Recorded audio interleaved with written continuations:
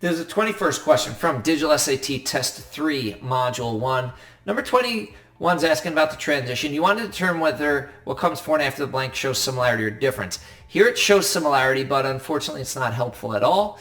Most cases it is. When we see how the paragraph is structured, we get the main idea here. And then notice specifically what it says. It's first, blah, blah, blah, blah, blah. And then I think the blank would mean something like second, blah, blah, blah, blah, blah. We don't have second. The only transition word we have is next. B is going to be your correct answer. But to see the full-length video with the explanation why all the answer choices are wrong and to really dig into this more, go to IB Masters Learning Center and then find Test 3 Module 1. And the longer videos are going to be just above these shorter videos. Also, click subscribe and check out this other transition video. Have a great day.